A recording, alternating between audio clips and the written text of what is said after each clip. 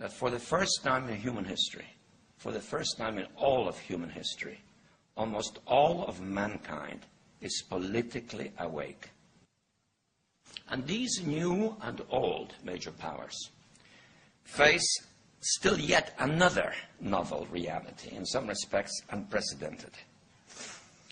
And it is that while the lethality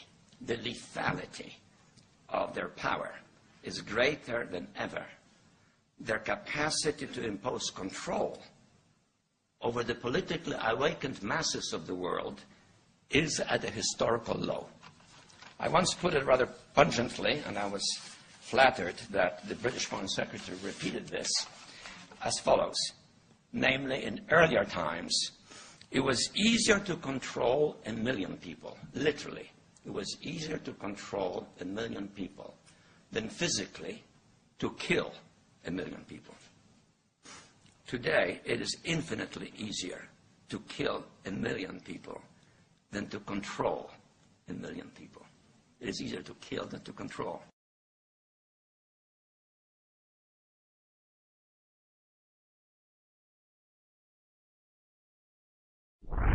What are you after? Power. What do you think is power? Whips, guns, money? You can't turn men into slaves unless you break their spirit, kill their capacity to think and act on their own. Tie them together, teach them to conform, unite, to agree, to obey. That makes one neck ready for one leash. They had all this on the shelf somewhere. Ideas of things they would like to do.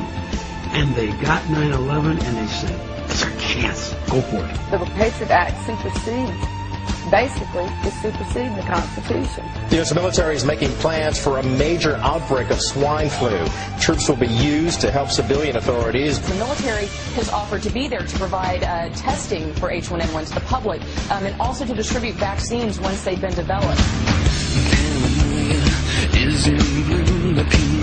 Transmissions will resume. I try to keep us all down and hope that we will never see the truth around.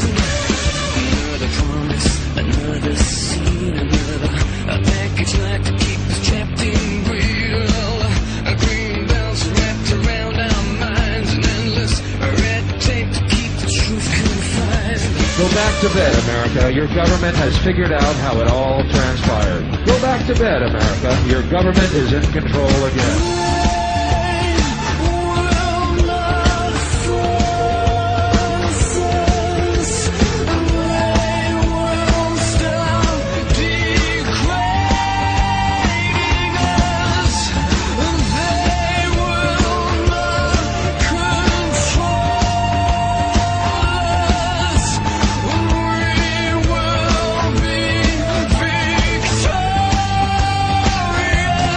It's too late to complain. You should have complained at the beginning, when you at least had a chance.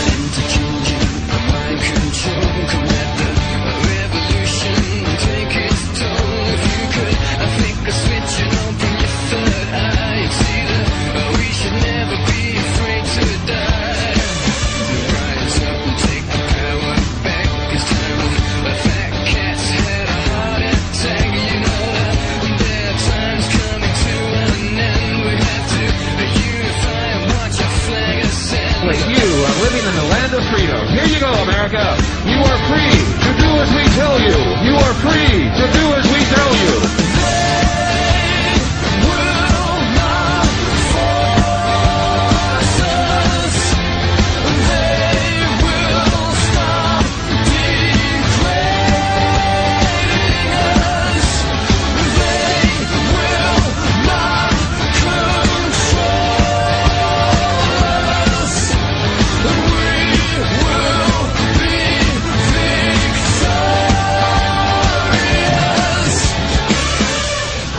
Asked, the question, is it safe? Expediency asks, the question, is it politics? Vanity asks, the question, is it popular? But conscience asks, the question, is it right? And there comes a time when one must take a position that is neither safe, nor politics, nor popular, but he must do it because conscience tells him it is right. In a time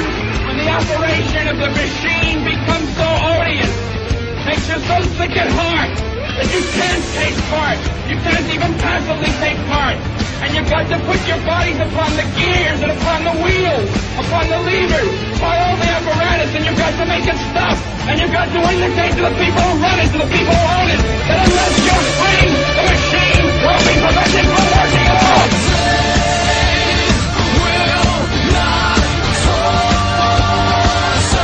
I want you to get back.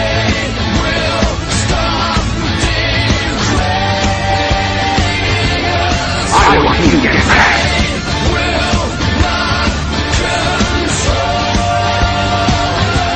I want you to get back.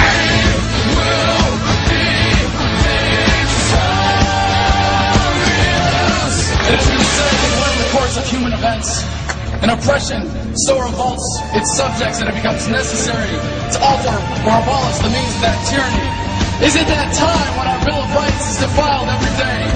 When our adventures abroad threaten our security at home?